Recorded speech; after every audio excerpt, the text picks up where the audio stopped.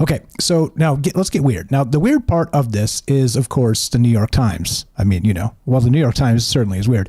But well, beyond that, they've reported, this was just a couple days ago, that hundreds more Nazca lines emerge in Peru's desert. Okay, we all know the Nazca lines, right? My goodness, really? This thing just drops on me right when I'm talking. So the Nazca lines, of course, in Peru are one of those things that is one of the bases of the ancient astronaut theory. Giorgio Tsoukalos, the guy with the big hair, you guys know the big hair guy, Giorgio Tsoukalos. If you've watched any Ancient Aliens, and Aliens, he does his thing, right? The meme where he's got his arms out and therefore aliens. But in this case, one of the most basic versions of the ancient astronaut theory is that the Nazca lines, if you're down among them, really, you can't actually. Come on, let's fix this thing. Hold on one second. Okay, you can't actually see them. Like if you're down among the Nazca lines themselves. Now, if you're walking around, it kind of seems like just a nondescript sort of massive desert. And it seems as if they're written for, beings from the sky to see, in flying in a plane or drones or things like this. And, it is the most basic way to look at it as far as ancient astronauts, right? So there's a lot of other weird stuff with Nazca and whatnot. But that's one of the ones where, right, what did he say? He says, it appears as if they were written so they could only be seen from the sky, from space, from the, anyway, you get the hyperbole that kind of goes along with that. And you decide. I'm not making a determination on that one way or the other. But this article is this. So with drones and AI, here we go, AI tools, right? Researchers managed to double the number of mysterious geoglyphs in a matter of months. Double them. All right, now that's wild. Some 303 previously uncharted geoglyphs made by the Nazca, a pre-Inca civilization in present-day Peru, dating from 200 BC to 700 AD, were identified with the help of machine learning. So they're there. The tracers are there. People have seen them. There's photographs and video, and it's one of those places people fly over as a tourist attraction, whatever it looks like. But then also we've missed a ton of this stuff. And so looking at history and going back to, like we said, the old tablets of the Anunnaki tablets, the ancient Babylonians and whatnot, all these different places.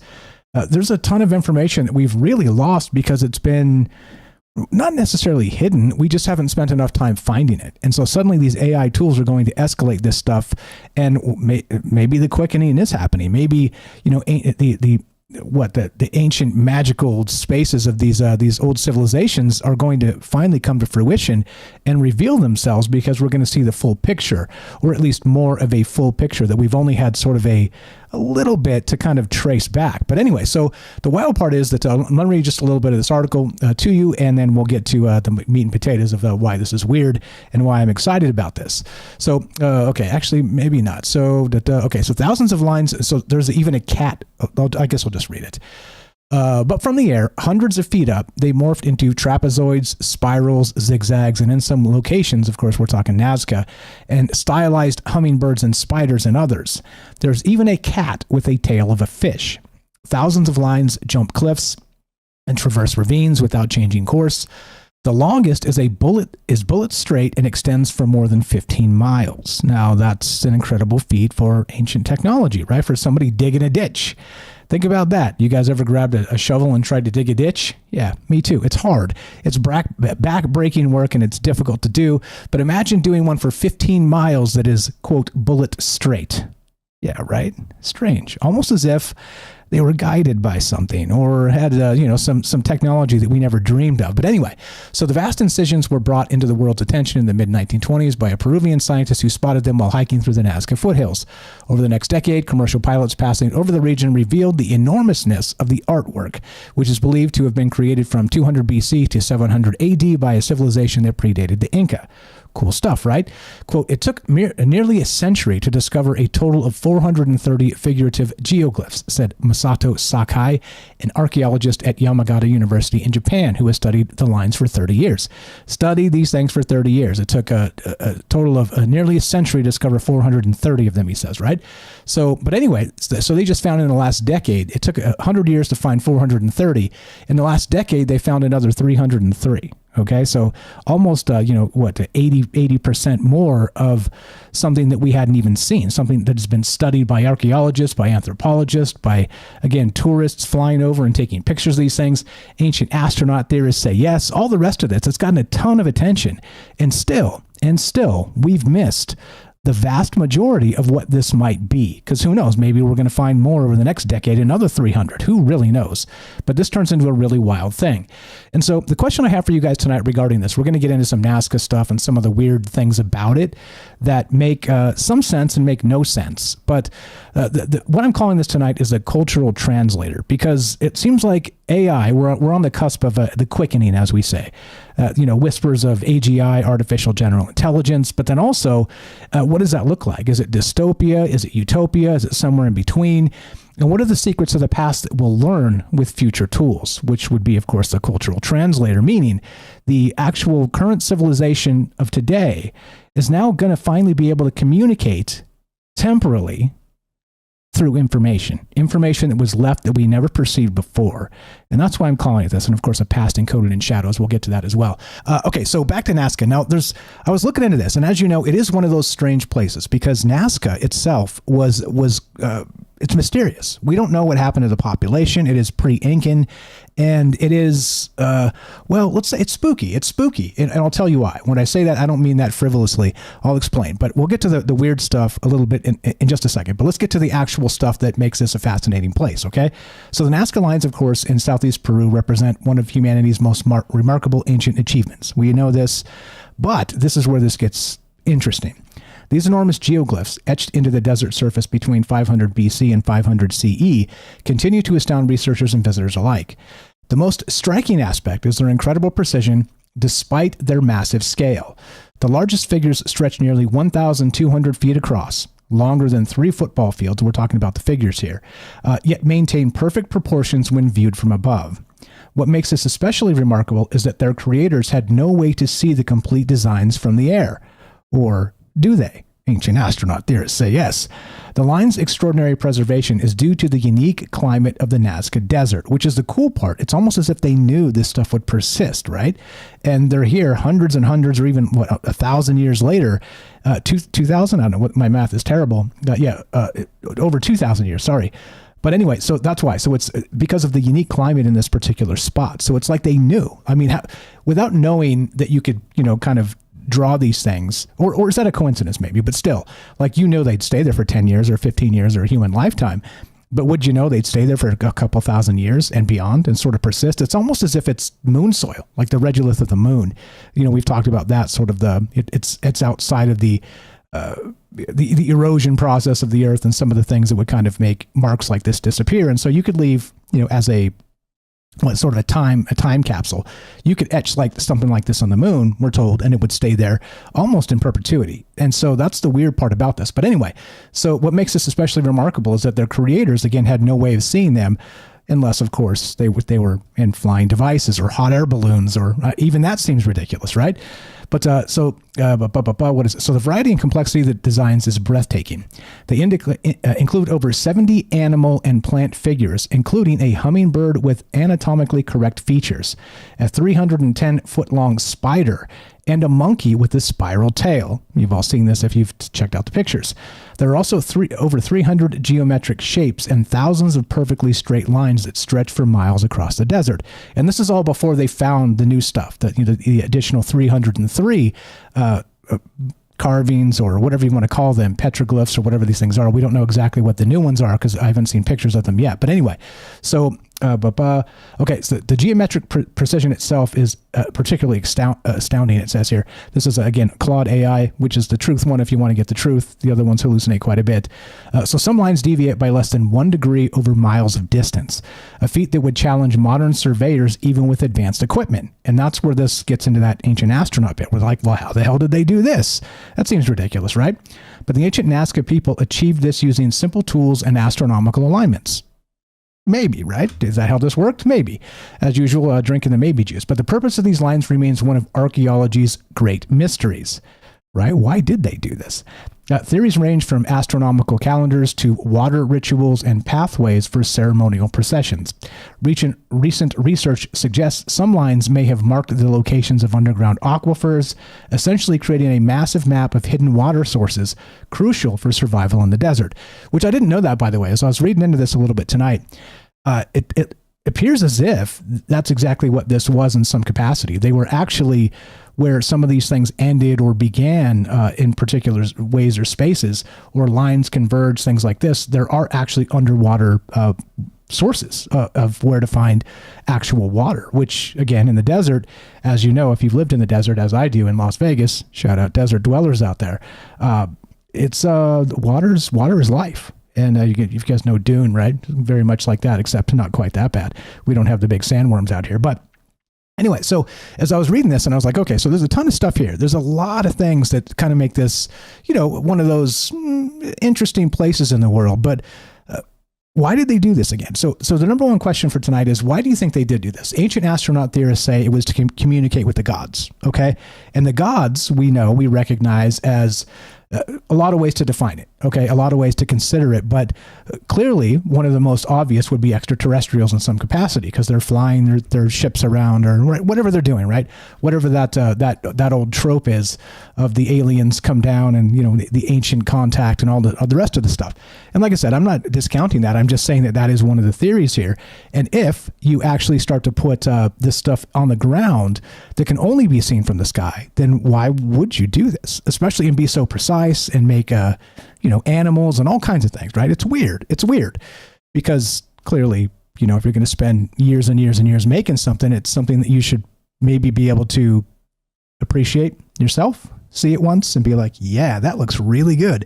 But not in this case. It was just, like I said, if you don't notice it when you're down there among them, you're just walking around these ditches and stuff and don't even recognize what the hell's around you, which is wild, right?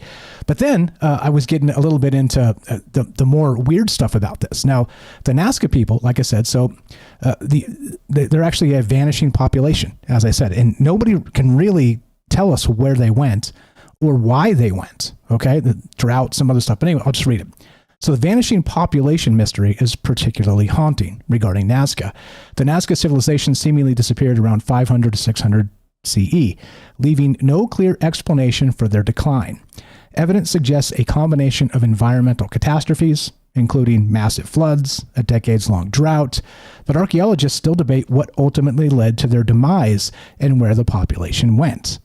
Like a whole vanishing population that left kind of a time capsule that will stay there for thousands of years. Strange, right? It seems like we got one of those Atlantis-style situations on our hands, except in this case, there's evidence to say people were here and people did live here and it's not underwater, okay? But anyway, so the lines creation method itself remains puzzling. While we understood the basic technique of removing darker surface rocks to reveal lighter soil beneath, the question of how they maintain such perfect proportions over massive scales without aerial viewing capability continues to baffle the researchers, current day anyway. So some suggest they use sophisticated surveying techniques that have been lost to time, which seems cool, right? That's sure ancient technology that we forgot about. We haven't rediscovered yet, or who knows what the hell's happening with this. And were they able to maybe fly? And I mean, is it too ridiculous to suggest that maybe they had some way to synthesize helium gas and lift themselves up in a basket? I mean, that's not high technology, but that would be maybe some way to do something like this, or maybe they found a natural source of it and they can kind of collect it. I don't know. Like, I don't know how deep that goes when you start to look at the weirdness of this, but surely when you build something like this, you want to be able to admire it, right? Am I right? It just seems incredibly strange, but it gets darker. All right, it gets darker. So we'll get to the ancient astronaut bit in a sec, which is Giorgio Tsoukalos and those ideas, and ancient astronaut theorists say yes. But here's one of the more dark parts of this, which I also didn't know. But they found ritualistic severed heads all over the region. So the Nazca people practiced elaborate head trophy rituals with hundreds of modified skulls discovered. Many show signs of sophisticated preservation techniques with holes drilled for carrying cords and lips sewn shut with cactus thorns. Now, if that's not terrifying from some, I don't know, dare I say, alien movie, then yeah, right? The purpose of this practice, of course, remains hotly debated. What does it mean? But it's very dark, right? And of course, then there's the one that everybody kind of talks about because everybody knows it because of Ancient Aliens, is that the astronaut itself, right? So there's where is it? Okay, so the mystery of the Nazca astronaut. This is a 105-foot long figure that appears to be wearing some kind of helmet and spacesuit. We've all seen it. I'll pull up the image and put it on the stream in a sec. While likely representing a shaman or deity, its unusual appearance has sparked countless theories about ancient contact with extraterrestrial civilizations. We all know what Giorgio Tsoukalos with the hair would say. So here's the other part that, like I said, I didn't recognize until I was reading this stuff. But the water ritual mystery is particularly compelling. As stated earlier, recent research has found that many of the lines converge at underground water sources. But this raises more questions than answers. Did the Nazca people have some unknown method of detecting underground water? Like, was this some massive witching scheme by drawing glyphs into the earth that led them to underground water sources? Was this part of a larger divining magic? You see what I'm saying? Witching through art, or I don't know what would you even call that? But anyway, so also as part of it, were the lines part of these elaborate water ceremonies we don't understand? Maybe finding them or tracing back to them, or who knows, leaving clues or remnants for people that were in the know of how these actual lines worked. I don't know. It's weird because you can't think about it. When you did all this stuff and, you spent years building all these etchings in the sand, you can't really take a map, can you? Like a scale map, and kind of go back and give it to somebody that can't fly, because how would you do it without other sort of markings on the ground, right? It's just strange. It's incredibly strange. And so there's a lot here that is puzzling, not just for, let's say, troubled mind style reasons, but also because you can't do any kind of landmarking with this type of thing. Like I said, you ever been down in something like that, you can't see these patterns at all whatsoever. You're just a ditch here, a hole there, this type of stuff, what appears to be maybe a line. It's incredibly strange. And there is a perfect example of that. I can't remember what the show is, but they had somebody down there on the ground on one of these, I don't think it was Ancient Aliens. It was another thing doing a, kind of down on the ground survey of this stuff, looking at the rocks and how they, removed it and, exposed the soil underneath and the rest of this stuff. But they zoomed out kind of with a drone, or probably a drone at that point. This is from 10 years ago or something. But, and they showed the guy standing down there among them, and you couldn't see what these things were. And then you scale this all the way out, and it's nuts. He's standing in all these massive glyphs and lines and geometric patterns and whatnot, and you would have no damn idea. So anyway, so what the hell exactly is going on this, and what is happening to it, and how does it make you feel that we're about to, I don't know, maybe crack the code of pretty much everything, with not just, let's say, drone surveys, but LiDAR and all the wacky stuff that they've been doing recently, and then feeding the images we get into these AIs, which seem to interpret and find way more than the human eye ever could. I don't know. But you guys tell me. As usual, we're taking your calls if you want to be part of the show tonight. And, of course, the number is 702-957-1037. You can click the Discord link at troubledminds.org. We'll put you on the show. Simple as that. And I think, that gets us about where we need to be. There's more from this article, which would touch on tons of ideas, of course, because you know me, I've got a whole bunch of stuff brainstormed for this. But I wanted to kind of break down some of the things that I didn't know about it and maybe give them to you guys as well to fill in some of the gaps. And there's weird ceremonial killings happening here, skulls all over the place, maybe the water sources. I don't know. It's a lot, isn't it? But in the end, why exactly do you think they made these things? And what does it mean for the future? And what do we expect to find, not just from Nazca, but from other places like, you name it, ancient Babylon, or, things like this with the Sumerian clay tablets and whatnot. It seems to me like we're on the cusp of a whole bunch of amazing things. And that is exactly why I do this, and exactly why I'm interested in these ideas, because you never really know, do you? Until this stuff actually becomes a thing. And I think we're on the cusp of seeing somebody somewhere, maybe some machine learning algorithm, make this a thing. But what do you guys know about it? I'm calling it the Cultural Translator, a past encoded in shadows. Now you get what I mean. And is it possible to bridge that gap and understand exactly what the ancients were trying to tell us? Tonight, we're talking about Nazca. Could ancient civilizations have encoded knowledge so advanced that only now, with artificial intelligence, we begin to uncover their secrets? From geoglyphs that interact with light to symbols resonating across cultures, these discoveries, of course, challenge everything we think we know about the past. But how deep does it get? As we said, it seems like scattered all over the Nazca Plains, there are ritual skulls, killings, again, something you'd find from a horror movie. Again, maybe intersections of these water, sort of underwater sources. It's definitely a mysterious place. And don't forget, one of the largest mysteries is, where did these people go? And again, they just vanished. And that's a thing, by the way, in South America, Central and South America. We don't really know where many of these civilizations went. They just vanished. And a lot of people say it was, climate change, it was droughts, it was stuff like this. That's sort of the, let's say, lead narratives at this point. But what really happened?